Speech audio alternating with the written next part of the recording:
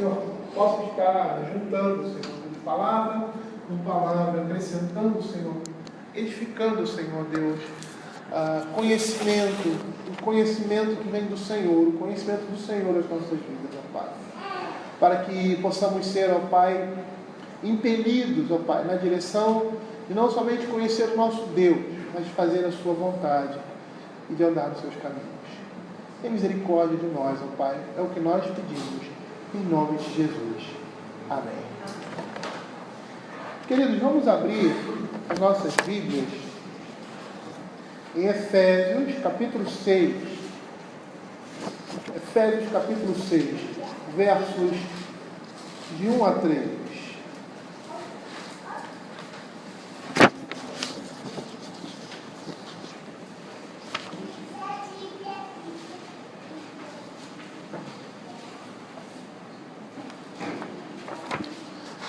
Nas semanas anteriores, nós estamos falando sobre alguns tópicos relacionados à família, e nas semanas anteriores nós apresentamos aí, expusemos, o que a palavra de Deus fala em Efésios capítulo 6, de 22 a 33. E continuando, nessa perspectiva, nós vamos hoje falar de Efésios capítulo 6, versos de 1 a 3, que diz assim: Filhos, obedecei a vossos pais no Senhor, pois isso é justo. Honra teu pai e tua mãe, que é o primeiro mandamento com promessa, para que te vá bem e seja de longa vida sobre a terra. E vós, pais, não provoqueis vossos filhos a ira, mas criais a disciplina e na admoestação do Senhor. Nós vamos ficar somente nos 3 primeiros versos. Nesses 3 primeiros versos vai falar sobre a responsabilidade dos filhos nessa perspectiva que nós temos aqui de família, mas a perspectiva do 5º mandamento, que é o que nós estamos estudando: honrar pai e mãe.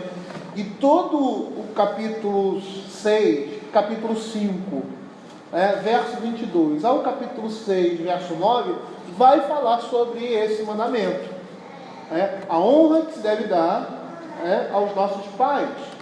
E a gente vai perceber que nesse mandamento, como nós temos visto, não está aí somente a relação e nesse caso aqui, dos inferiores, ou seja, daqueles que estão em situação de submissão para com aqueles que estão em situação de autoridade, mas também esse mandamento vai contemplar a todos os deveres, obrigações e responsabilidades de ambas as partes, até mesmo aqueles que são iguais. E é nessa perspectiva que nós vamos começar a expor capítulo 6, verso de 1 a 3. Nós vamos perceber que o apóstolo aqui vai falar da relação dos filhos para com seus pais, o dever de honrá-los dentro daquele escopo que é a relação de sujeição mútua na família da fé. O verso 21 vai orientar isso. Ele é, vamos dizer assim, o início do tema, ou seja, o tema que será desenvolvido em todo o capítulo 5, ou seja, do verso 22 até o capítulo 6, do verso 9. Sujeitando-vos uns aos outros no temor de Cristo. Esse é o princípio que norteia o comportamento na família da fé, uma sujeição mútua. Então, dando continuação a esse ensino da necessidade de subordinação e respeito pelo direito uns dos outros, nós vamos ver aqui as responsabilidades dos filhos. Então, da mesma forma que a esposa deve submissão ao marido, os filhos devem sujeitar-se a ambos os progenitores, ao pai e à mãe. Todavia, nós vamos perceber que essa obediência não deixa de ter condições como todas as outras que nós vimos até esse momento. Por quê? Porque toda essa obediência que nós devemos dar, ou seja, o princípio da sujeição mútua, ela estará baseada naquilo que agrada a Deus. Porque toda obediência que é prestada nesse contexto, a paz, aqui na relação pais com filhos, a paz que procuram agradar a Deus em tudo, está fundamentada, ou seja, no princípio da palavra de Deus. Por quê? Porque a autoridade dos pais sobre seus filhos deve estimular neles o quê? Um desenvolvimento espiritual sadio. E a obediência dos filhos aos seus pais estará sempre condicionada à vontade de Deus. Nessa questão a gente entra, às vezes, em determinados choques com a nossa realidade, por não entendermos como essas coisas funcionam. Às vezes até algumas pessoas vêm perguntar para mim: pastor, meu pai disse isso e falou assim para mim e tal, o que eu faço? É uma situação às vezes complicada, mas nós vamos perceber que a obediência que nós devemos prestar, ela deve estar subordinada a quem? Ao Senhor, no Senhor. No contexto do apóstolo Paulo, as mulheres, aí ele diz que as mulheres devem obedecer aos seus maridos, no Senhor. Nós vimos isso. Mas no contexto do apóstolo Paulo, os maridos poderiam fazer o que quisessem com as suas esposas, até prostituí-las. Esse é um exemplo exagerado no contexto em que eles viviam, no contexto greco-romano. Eu poderia dar exemplos menores. E qual era a atitude da esposa? Não se submeter às exigências do seu esposo, que contrariava a fé. Nós vamos entrar em choque em algumas coisas na nossa sociedade com relação a isso. E nós vamos ter que usar sabedoria da nossa parte e pedir discernimento da parte do Senhor. Porque antes importa obedecer a Deus do que aos homens. Eu não estou levantando um motim contra as autoridades, mas nós precisamos entender que a nossa autoridade tem limite. O limite é a palavra de Deus. Eu não posso exigir nada do meu subordinado que contrarie a palavra de Deus. Por isso que o Senhor Jesus pagava imposto. Apesar de reconhecer que a maneira como se cobrava era injusto, mas isso não contraria o princípio de pagar imposto, não contraria a vontade de Deus. Então nós precisamos ter esse feeling na nossa realidade, tanto nós como pais, quanto nós como filhos, muitas vezes de pais descrentes. Diz assim a palavra do Senhor: filhos, obedecei a vossos pais no Senhor, pois isso é justo. E a primeira coisa que precisamos estabelecer é determinar para quem o apóstolo Paulo está se dirigindo. Ele chama de filhos. Aqui o vocativo filhos é uma indicação clara que Paulo está falando diretamente para quem? Para os filhos, lógico. Mas o que significa filhos aqui no original? Às vezes nós temos algumas dificuldades linguísticas com o texto, porque afirmamos determinadas coisas e às vezes o texto ali está dizendo outra, ou tem especificações que são bastante significativas e interessantes para nós entendermos o que o texto está dizendo. Filhos ali no original é tecno. Por que eu tenho a necessidade de falar essa palavra? Porque você tem no Novo Testamento outras palavras no grego que também são traduzidas como filhos. E essa tem um valor especial, tem um caráter especial. Por quê? Porque essa palavra no grego, teknon, significa criança, filho, menino. Ela tanto pode se referir à criança que ainda não nasceu, como ao filho mais velho. E não só isso, essa palavra dá o sentido da relação que estabelece entre a criança e seus pais. Ou seja, dá um sentido afetivo a essa relação e também carrega a ideia de dependência, ou seja, de alguém que depende de outro. De alguém que é dependente, no caso aqui dos filhos, que são dependentes dos pais. E aí, o entendimento dessa palavra vai elucidar o que o texto está dizendo. Por quê?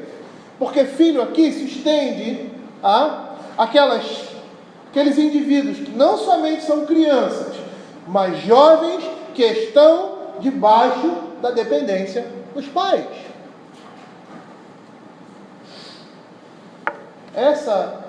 Esse é o significado da palavra. Filhos, ou seja, vocês que estão na dependência dos seus pais, são crianças ou são pessoas mais velhas, tá? Vocês devem obedecer aos pais de vocês, porque isso é justo. Se nós compararmos algumas passagens das Sagradas Escrituras, vamos ver que Paulo está presumindo que entre aqueles que vão ouvir a sua mensagem estejam crianças e jovens, de todas as idades. Por quê? Porque eles integram o pacto de Deus com o seu povo. É uma mensagem que não está é uma palavra que não está somente sendo dirigida aos pais, mas está sendo dirigida aos filhos. Sejam esses da idade, né, do Giancarlo, sejam esses da idade da Júlia, sejam esses da idade da Priscila, que está se casando, né? É esse contexto de filhos. Por quê? Porque todos eles participam do pacto de Deus com o seu povo. Então a mensagem é dirigida a eles também. E aí você tem Êxodo capítulo 20, verso 12. Vamos ler rapidamente esses textos. Honra teu pai e tua mãe, para que se prolongue os teus dias na terra que o Senhor teu Deus te dá. Levíticos capítulo 20, verso 9. Se um homem amaldiçoar a seu pai ou sua mãe, será morto. Amaldiçoar a seu pai ou sua mãe, o seu sangue cairá sobre ele. É interessante que você vê aqui que a noção não é de uma criança, mas de uma pessoa mais adulta.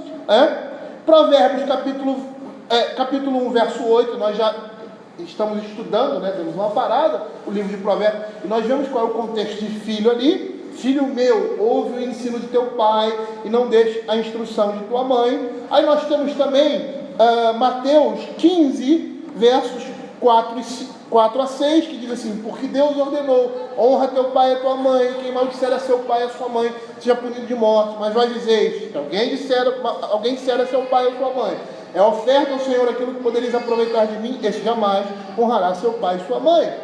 Então nós percebemos aqui que a mensagem é para os filhos.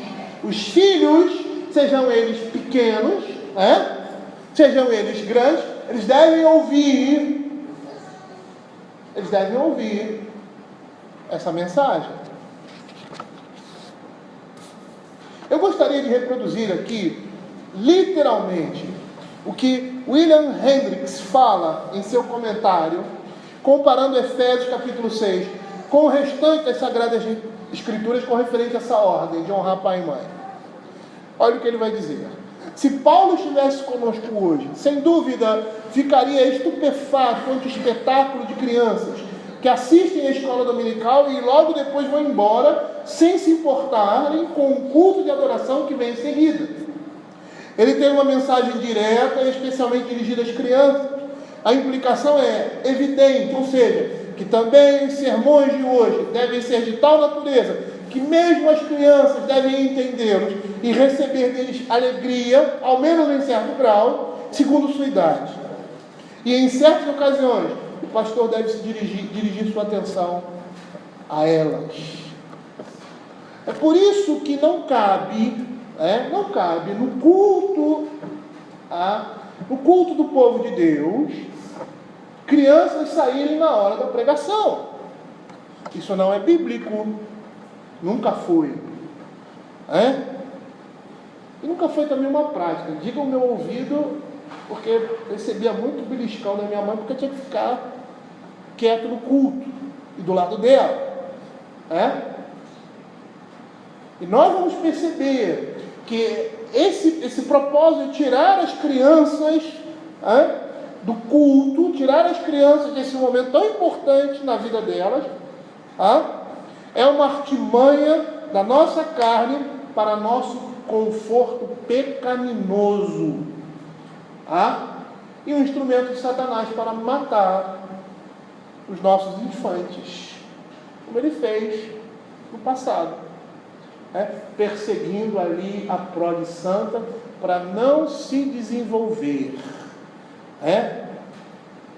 e com isso destruir a igreja. Uma igreja que não tem criança, que não tem jovem, não tem continuidade. É só nós olharmos as igrejas na Europa, tá? Que deixaram de existir. Por quê? Porque não tiveram descendência, não tiveram continuidade. A palavra de Deus aqui está dizendo para os filhos, está se direcionando diretamente para eles, e de uma certa forma, nós todos aqui estamos nesse contexto, por mais que o foco da nossa pregação não seja esse, mas nós, como homens casados, mulheres casadas, devemos honrar os nossos pais. É lógico que a honra não vai se manifestar questão de obediência como era quando nós estávamos debaixo da sua tutela, mas é a consideração, é o amor, é o cuidado. Calvino vai dizer lá no Salmo 127, que os filhos, são armas. Ele vai dizer que casais que não têm filhos, na velhice, eles estão desarmados. Por quê? Porque os filhos sustentam os pais na velhice. Seja financeiramente, seja emocionalmente, seja de qualquer outro aspecto, mas essa é a responsabilidade dos filhos quando os pais se tornam velhos. De dar apoio, de dar sustento, de cuidar, de prover para eles. Essa é a nossa responsabilidade e isso é uma honra que todos nós devemos dar. A própria consideração, amor para com eles, demonstra honra da nossa parte. Quando Paulo fala aqui pais, ele usa um termo no grego que significa pai e mãe, ou seja, os progenitores.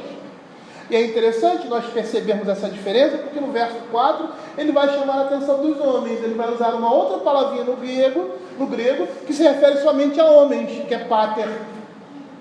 E vós pais, ou seja, vós pais homens, não provoqueis vossos filhos a ira, mas criais na disciplina e demonstração do Senhor.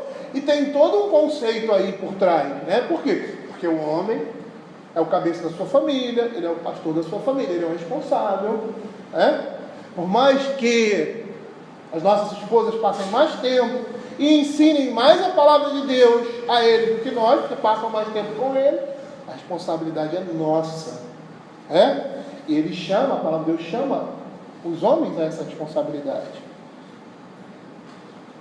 Aí ele diz, vós pais, aos filhos, vós filhos, obedecei a vossos pais. Obediência. Obediência é a maneira como os filhos honram seus pais. É por meio dela. Os filhos honram seus pais, obedecendo a eles em tudo. Aqueles que estão debaixo da sua guarda, que estão debaixo do seu teto. É lógico que a maneira que você trata um jovem de 10, 12 anos é diferente da maneira que você trata um jovem de 20, 23 anos que está dentro da sua casa. Mas todos eles devem obediência aos pais.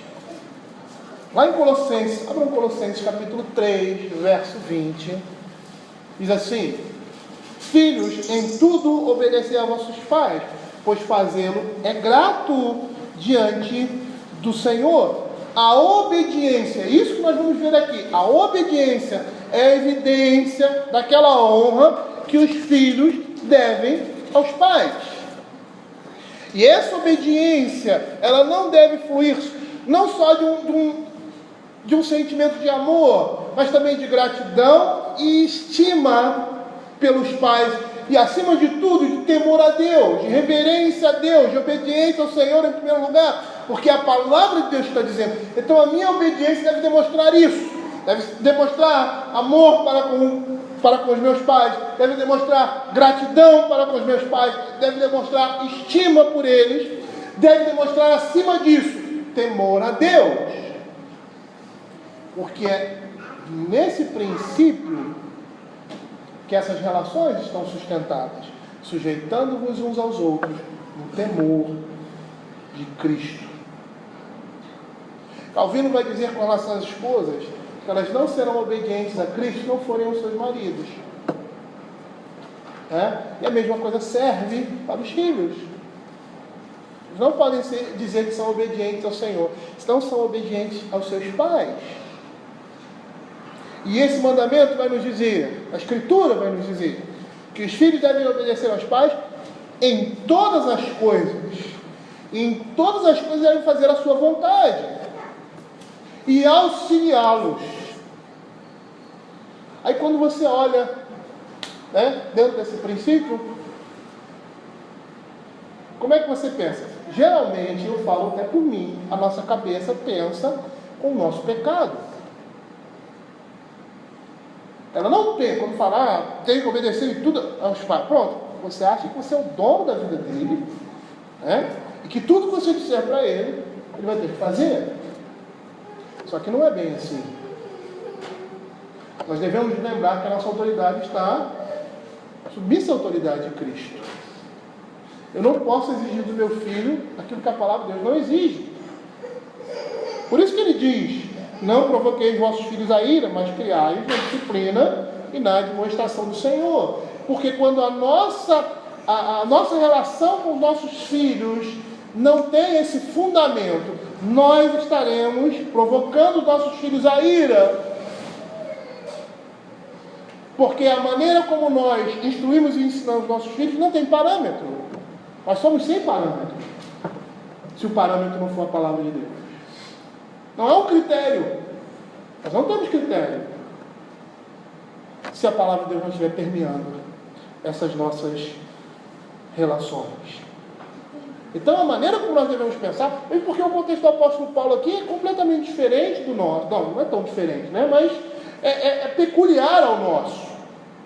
Por quê? Porque os pais romanos, eles poderiam vender seus filhos, eles poderiam matar seus filhos, se eles quisessem, eles poderiam escravizar seus filhos, eles poderiam fazer o que quisessem com os filhos.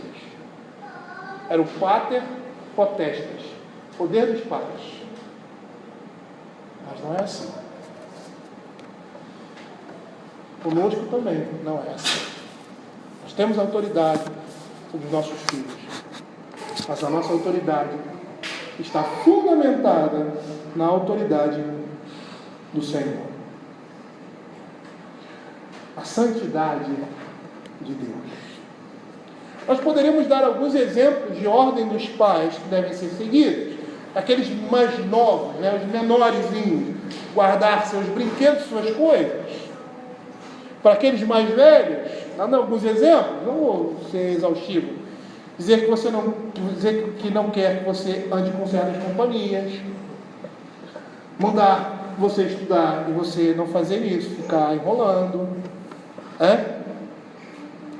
Quando você mente aos seus pais por fazerem algo que eles proíbam, proibir determinadas coisas na vida de vocês, eu não quero isso, eu não quero aquilo, fingir fazendo algo que não fizeram, então ele dá uma ordem, aí você finge que fez e não fez, Quando você obedece de cara feia ou resmungando, isso não é honra.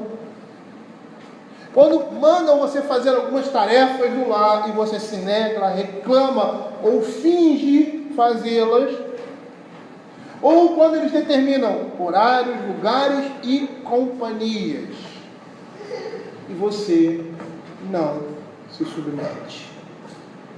Isso não é honrar pai e mãe. Isso não é honrar pai e mãe. Os filhos, quando agem assim, eles estão pecando em primeiro lugar contra o Senhor. É bom falar, às vezes, de alguns pormenores. Por quê? Porque às vezes as pessoas entendem de forma errada. Eu já preguei na igreja e uma pessoa me chegou na porta: não, porque o pastor falou isso. Eu falei: eu não disse isso. Não disse isso. Às vezes a gente tem que explicar. É diferente você se relacionar com um filho de 10, 12, 13 anos e um homem de 20, 21, 22, 23 anos, ou ter mais dentro da sua casa. Não pode tratá-lo como uma criança. Lógico que ele vai ter outras liberdades, mas uma liberdade que vai estar restringida a sua liberdade. Às vezes eu tinha que chegar para o meu filho, não vou dizer o nome dele, pai, eu vou sair, vou para tal lugar, vou chegar tarde. Meu filho, chega um pouco antes. Eu vou dormir. Não dá, você vai chegar em casa, vai acordar todo mundo esse horário, tá? Também é perigoso, né? Você está esse horário na rua, não, pai, não, tá bom, chega mais cedo. A gente precisa saber se relacionar. E os filhos precisam entender que, apesar de serem adultos, eles precisam ainda entender que estão debaixo da obediência dos pais. E os pais precisam saber que eles estão lidando com homens, não com crianças. Não são meninos. Eu poderia aqui dar outros exemplos. Então, você está convivendo com o seu filho, que às vezes nem convive, né? Porque ele sai 7 horas da manhã para trabalhar, às vezes ele sai mais cedo, ou ainda sai mais tarde, está dormindo, e ele vai voltar meia-noite, 11 horas da faculdade. Ele tem a vida dele, ele é um homem, é uma mulher, mas ele está debaixo do seu teto. Então tem que haver ali um certo discernimento, para você não tratá-lo como uma criança, porque ele não é mais, ele é um homem, e ele precisa perceber, que por mais que ele seja um homem, ele ainda vive debaixo do teto dos seus pais. Ele não é completamente dono do nariz dele. Ele vai ser completamente dono do nariz dele no dia que ele sair da sua casa e construir a sua. Aí os horários são ele que vai determinar, com a sua esposa. Ali os limites de onde ele vai andar é responsabilidade dele e da sua esposa. Na sua casa.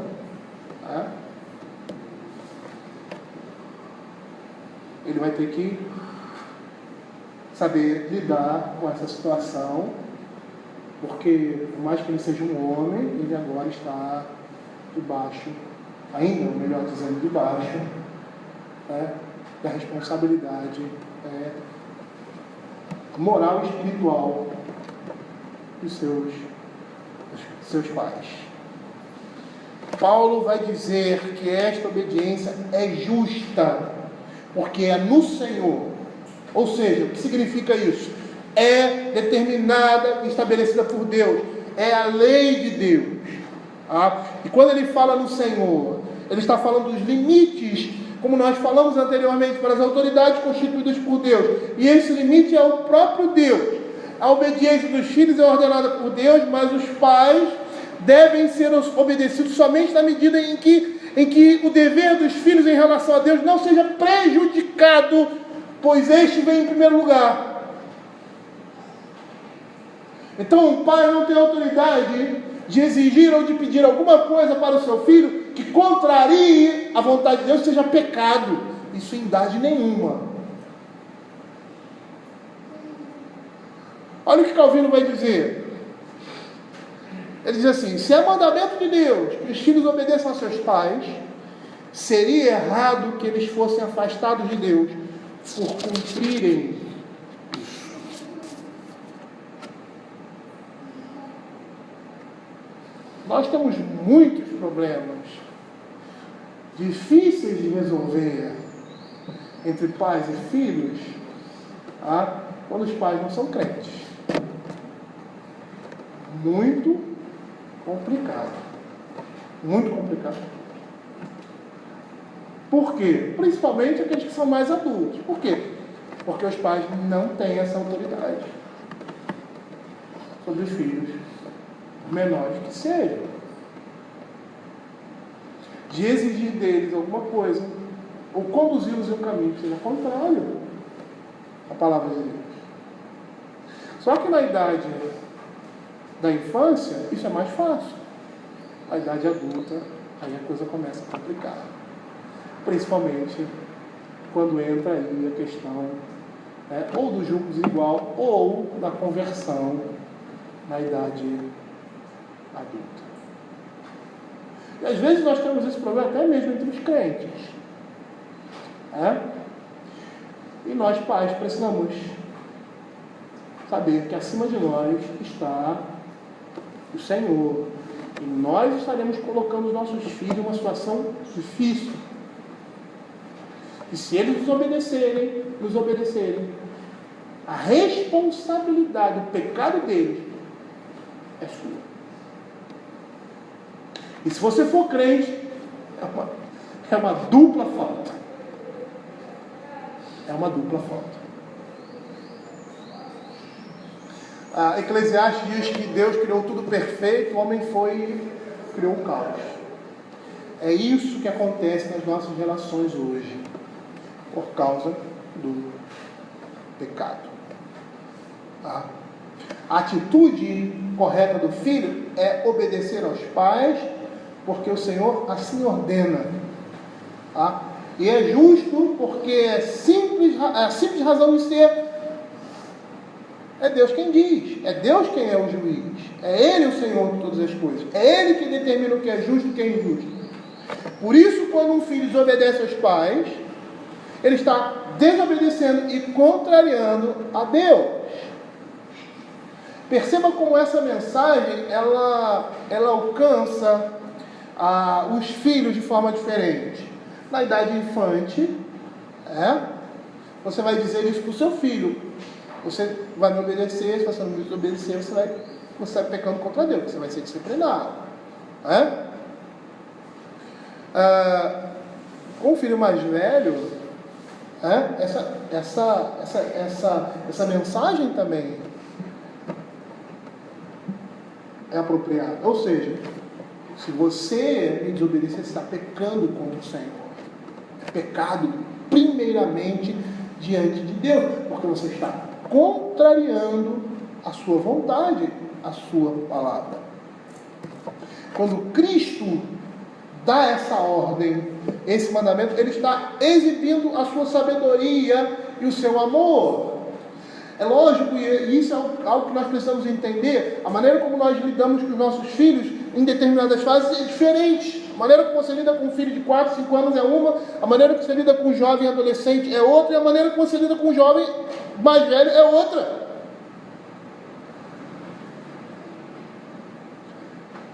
E muitas vezes, na idade mais adulta, a conversa que nós temos com nossos filhos, ou a maneira de convencê-los é pela persuasão, pela palavra, pelo convencimento. Então você vai convencer, você vai dizer que está errado e que ele não pode fazer isso ou aquilo por causa disso. Entender que isso é sabedoria divina. Os pais são mais experientes que os filhos em tudo. Às vezes é engraçado que essa juventude, eles pensam que sabem mais do que nós, porque conhecem a última tecnologia, o último pensamento filosófico que ele aprendeu na faculdade, ele pode até conhecer isso.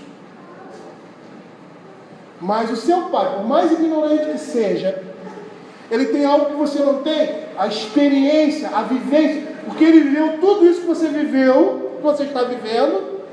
Os nomes eram diferentes.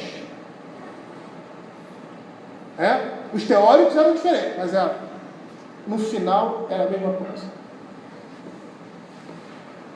Por isso que o Senhor nos chama como pais a viver a palavra de Deus, porque a palavra nos dá sabedoria. Veja ali Provérbios, Salomão. Todo o tempo o pai ensinando o filho a sabedoria divina, ou seja, uma sabedoria que ele tinha e que ele aprendeu segundo a palavra. Ele diz isso, acho que é no capítulo 3, se eu não me engano, que ele aprendeu aquilo do pai dele e estava transmitindo ao filho. Não é que o filho nunca tenha razão, não é isso. Ou que ele não possa saber mais do que seu pai, mas a experiência, são os cabelos brancos. Nós vivemos mais. E por viver mais, sabemos mais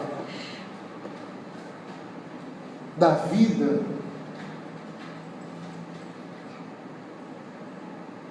que os nossos filhos.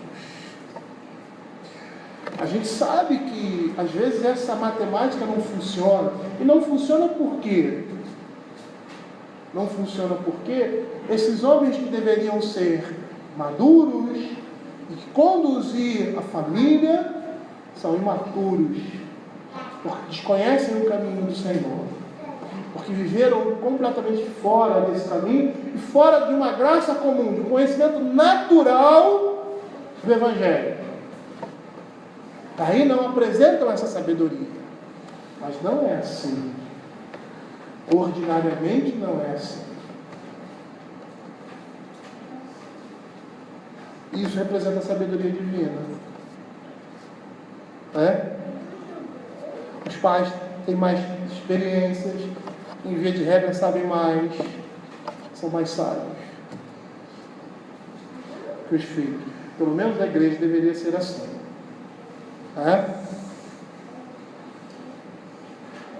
Por outro lado, se nós formos olhar a perspectiva do sentimento, nós vamos perceber que ninguém ama mais você, filho, com mais ternura e mais dedicação do que seus pais. Isso antes do matrimônio, Estou falando daqueles filhos que estão dentro de casa. E mesmo depois daqueles que se casam, os pais continuam amando seus filhos, não menos do que antes. Então, o conselho, a orientação desses pais representa isso na vida dos filhos.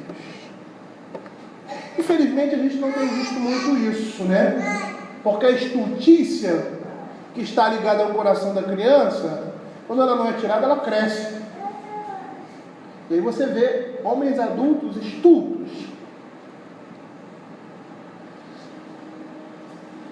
infantis, esticando a sua adolescência até o máximo que ele pode esticar.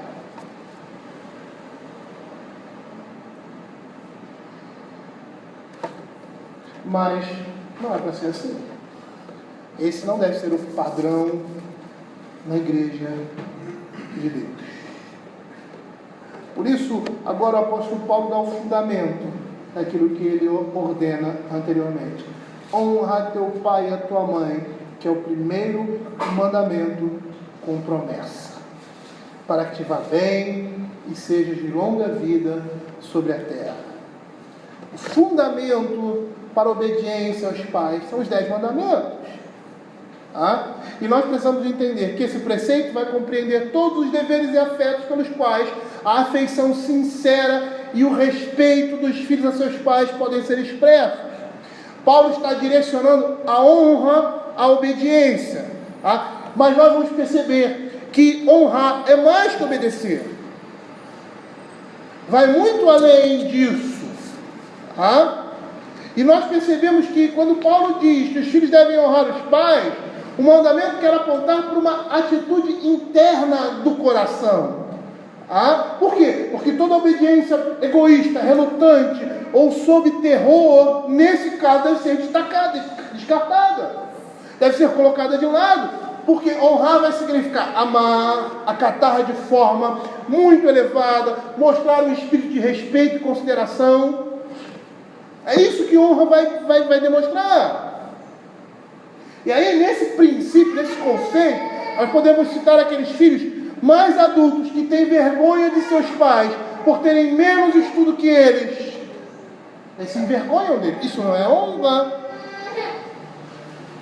Ou aqueles que vivem corrigindo seus pais em público, com ironia e fazendo piada. Isso não é honra. Ou aqueles que tratam seus pais como se fossem um colega de colégio ou um igual. Essa frase eu acho que vocês já escutaram. Todos nós já escutamos. Eu já escutei e eu já falei várias vezes. Eu não sou seu coleguinha da escola.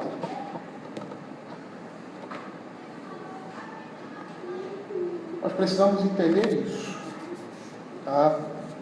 O relacionamento entre o pai e o filho e entre uma mãe e um filho um relacionamento tão especial, tão singular, que nós temos nesse espelho de Cristo para com o Pai. É nele que nós devemos espelhar mais uma vez. Aí ele diz assim: honra teu pai e a tua mãe. Essa honra deve ser demonstrada a ambos os pais. Tá? Por quê? Porque são iguais em autoridade. E aí, chamando a atenção para os pais, né? Quando o seu pai chegar, você vai ver o que vai acontecer. Isso não é a fala, tá, de um pai, de uma mãe que deve ser honrada. Né? Porque os filhos, é lógico que a gente sabe que o pai é sempre mais severo, né, com relação aos filhos. Por isso que ele diz assim: não provoqueis vossos filhos a ira. Somos mais austeros, nós somos homens. Né? Mas as mulheres precisam perceber que, se agirem dessa forma, elas não estão contribuindo para que os seus filhos honrem os dois igualmente. Aí eu tenho medo do meu pai, não tenho medo da minha mãe. Meu pai é bravo, minha mãe é frouxa. Não é dessa forma. Minha mãe é carinhosa, meu pai é um grosseiro. Não é dessa forma. Está errado.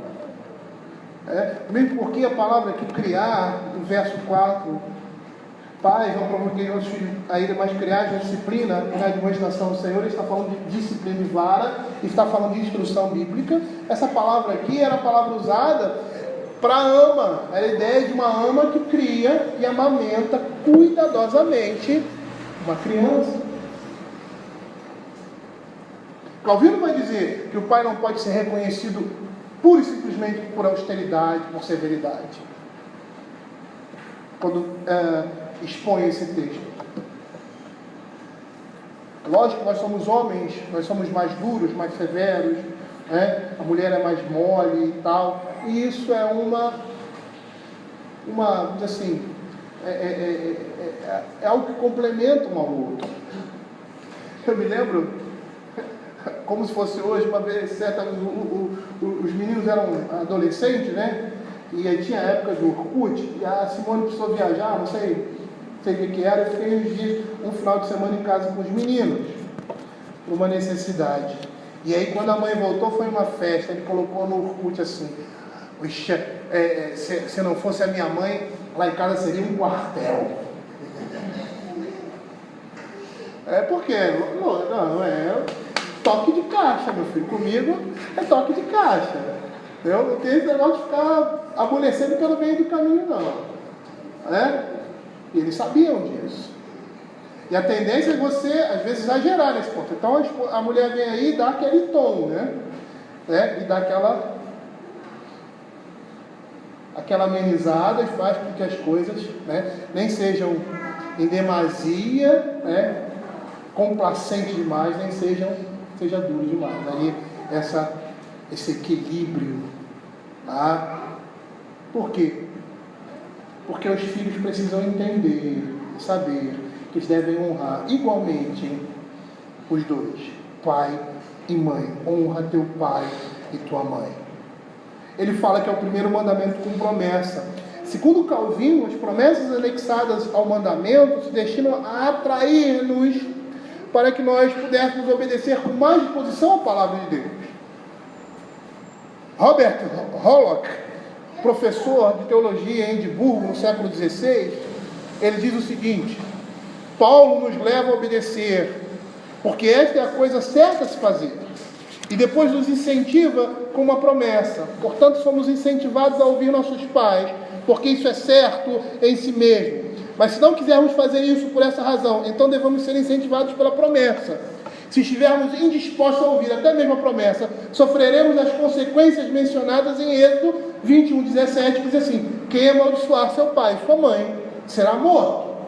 E a promessa é para que te vá bem e seja de longa vida sobre a terra. Se nós pegarmos lá Levíticos capítulo 19, verso 1, Nós vamos perceber a importância desse mandamento na lista de mandamentos postos aí em Levíticos, que levam o quê? Um título sobre a santidade de Deus. Esse é o título ali do Levíticos 19, a santidade de Deus. Ele vai mostrar várias atribuições, vários ordenamentos que nós devemos ter. Para quê? Para cumprir essa santidade. E ele começa com o quê? Disse o Senhor a Moisés: fala a toda a congregação dos filhos de Israel e diz-lhes: santos sereis, porque eu sou o Senhor vosso Deus sou santo. Cada um respeitará seu pai e a sua mãe e guardará os meus mandamentos. Olha a importância disso, a santidade do povo de Deus.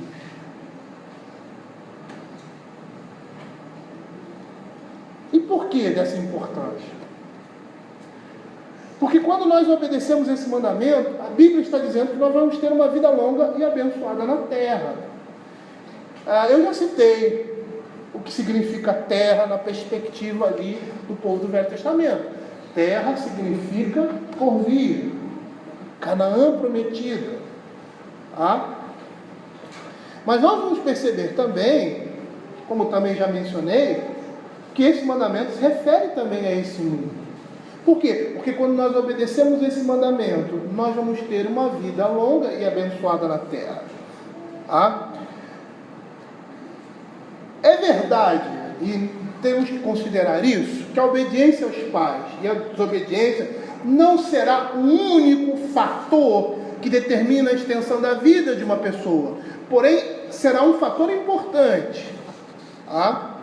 Nós vamos perceber que a desobediência aos pais indica uma vida o quê? Indisciplinada, que conduz ao vício, ao desregramento, e essas coisas necessariamente encurtam a vida. Por exemplo, quando um pai piedoso adverte seu filho contra um vício escravizante, por exemplo, tabaco, álcool ou outros pecados, e o filho ignora esse conselho, na verdade ele está seguindo uma direção que, em via de regra, não vai conduzir por uma longa vida sobre a terra. Nós precisamos também ter em mente que quando um filho consegue ter uma vida centenária, embora sendo desobediente, prosseguindo na sua impiedade, ele não irá bem, não terá paz. John Frame, ele vai dizer que vida prolongada sem prosperidade não é bênção. Ele vai falar isso referindo a Deuteronômio capítulo 4, verso 16, que é o paralelo aqui de Êxodo capítulo 20. Por quê? Porque filhos indisciplinados representa sinônimo de ruína para uma nação, para uma igreja e para uma sociedade. Ainda mais quando nós entendemos que esse mandamento ele é extensivo para todos os âmbitos da sociedade. Filhos indisciplinados é uma desgraça para a sociedade, ou para qualquer tipo de grupo que a pessoa viva. E vai levar essa pessoa a viver pouco nesse mundo. E se ela viver muito, ela vai viver debaixo do quê? De maldição. Porque, como diz John Frame, uma vida longa sem prosperidade, sem ir bem, não é bênção. Eu gostaria de terminar lendo, e vai ser vamos dizer, uma ponte para o nosso estudo da escola dominical. Nós já começamos a falar sobre isso. Com algumas perguntas e respostas do Catecismo Maior a respeito disso. E nós vamos estudar, algumas já falamos, outras nós vamos falar mais adiante, a respeito dessa relação, de autoridade demonstrada nesse mandamento. Diz assim, pergunta 124. O que significam as palavras pai e mãe no quinto mandamento? As palavras pai e mãe no quinto mandamento significam não apenas pais naturais, mas todos os superiores em idades e dons, e especialmente todos aqueles que, por ordenança de Deus, têm autoridade sobre nós, seja na família, na igreja ou no Estado. Pergunta 125. Por que os superiores são chamados de pai e mãe? Os superiores são chamados de pai e mãe tanto para lhes ensinar o respeito de todos os seus deveres para com os seus inferiores, demonstrando-lhes como pais naturais, amor e gentileza, conforme as suas diversas relações, quanto para operar nos inferiores maior disposição e alegria no cumprimento de suas obrigações para com seus superiores, como a seus próprios pais. Pergunta 126. Qual é o alcance geral do quinto mandamento? O alcance geral do quinto mandamento é o cumprimento das obrigações que mutuamente devemos uns aos outros em nossas mais diversas relações, seja como inferiores, superiores ou iguais. Pergunta 127. Que honra devem prestar os inferiores aos seus superiores? A honra que os inferiores devem prestar aos seus superiores é toda a reverência que se deve a eles de coração, em palavras e atitudes, a oração e a ação de graças por eles, a imitação das suas virtudes e graças, a obediência voluntária às suas ordens e conselhos legítimos, devido à submissão às suas correções, a fidelidade, a defesa e a manutenção de suas pessoas e autoridade, conforme seus vários escalões e a natureza de seus postos, suportar as suas falhas e encobri-las com amor. Isso encobrir aqui é não fazer fofoca, tá? Não é encobrir por causa de pecado, não. E encobri-las com amor, sendo uma honra para eles e para os seus governos. Pergunta 128. Quais são os pecados inferiores contra os seus superiores? Os pecados inferiores contra os seus superiores são toda a negligência dos deveres para com eles, a inveja, o desrespeito, a rebelião contra essas pessoas e suas posições, em seus legítimos conselhos, mandamentos e correções, o amaldiçoar, o escarnecer e toda conduta insubmissa e escandalosa que resulte em vergonha ou desonra para eles e para seu governo. Essas são as responsabilidades. E se nós olharmos nas nossas relações, seja na igreja, na família ou no Estado, nós vamos ver que nós temos caído em sérios pecados contra o nosso próximo. A promessa de Deus, na palavra de Deus, é recompensar a obediência. E essa promessa ainda está em vigor. E a renovação de vida, ela deve ser experimentada por todos, pais, filhos, esposas e esposos. E nós precisamos lembrar que em todas essas ordenanças, nós temos um princípio aqui que está por trás. Que princípio é esse? É um que vem antes do sujeitando uns aos outros no temor de Cristo. Esse é o princípio que vai nortear essas relações. Mas antes dele, qual é? Enchimento do Espírito. Paulo está dizendo que você quer buscar. Teve um tempo aí, eu não sei como é que está hoje o movimento pentecostal, né? Mas teve um tempo aí que se buscava o enchimento do Espírito. Paulo está ensinando como se busca esse enchimento aqui na Escritura. E como é que se busca esse enchimento do Espírito? Falando entre vós com salmos, entoando e louvando de coração ao Senhor, com hinos e cânticos espirituais. Percebam que foi traduzido no gerúndio, né? Que o pessoal gosta de português. O gerúndio da ideia de comportamento. Comportamento. Dando sempre graças por tudo ao nosso Deus e Pai, sujeitando-vos no temor de Cristo. Aí ele vai mostrar como essa sujeição se manifesta. Dessa forma você está se enchendo do Espírito. Quando você exercita a fé. Porque vai chegar a hora de você, seu pai falar alguma coisa para você e você querer torcer o nariz. E aí você vai lembrar, e tudo é assim na nossa vida. E aí você vai lembrar que a palavra de Deus diz que você tem que ter amor e desprendimento para com Ele, honrando as suas determinações. E aí você vai contra a sua natureza pecaminosa. E é uma coisa que nós precisamos aprender, queridos. A fé é para quem não tem. Tá? Ou melhor, a fé é para quem tem deficiência. Vou consertar essa frase. Por quê? Porque se nós não tivéssemos deficiências, nós não teríamos necessidade de fé.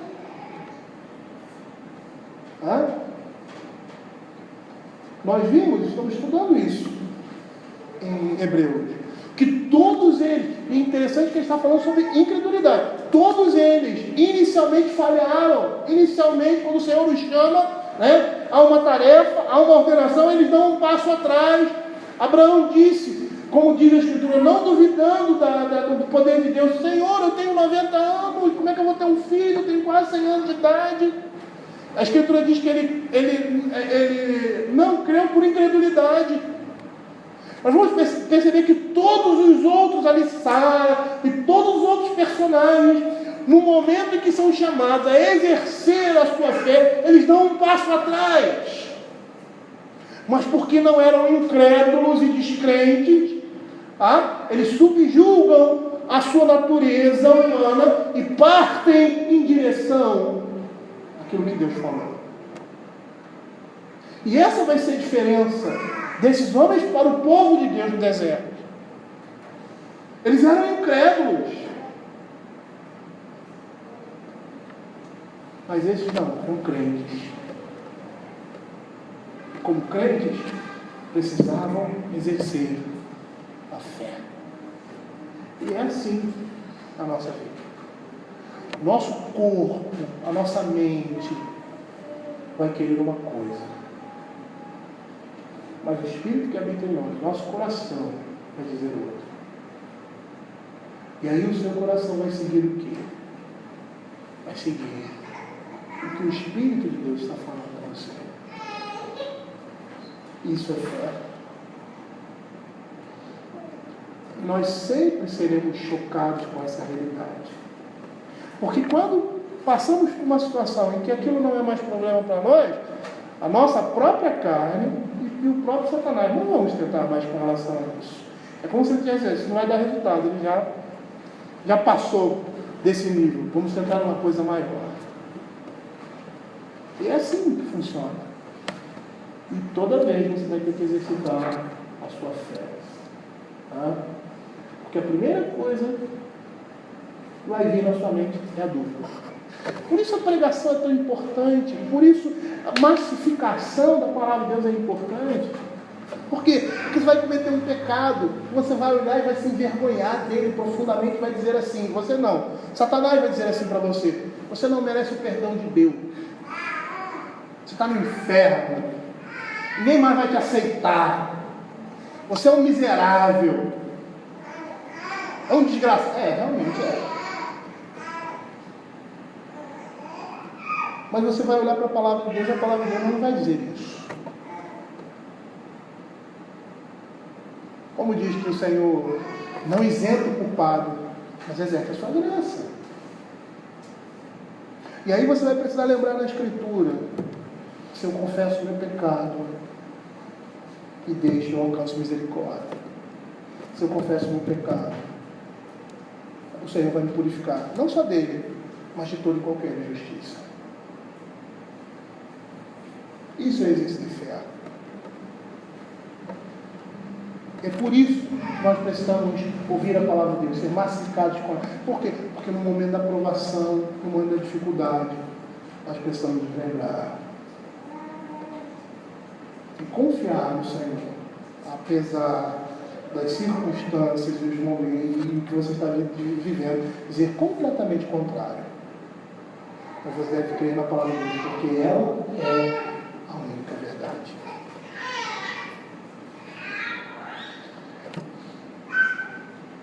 É isso que a palavra de Deus está dizendo para nós, filhos.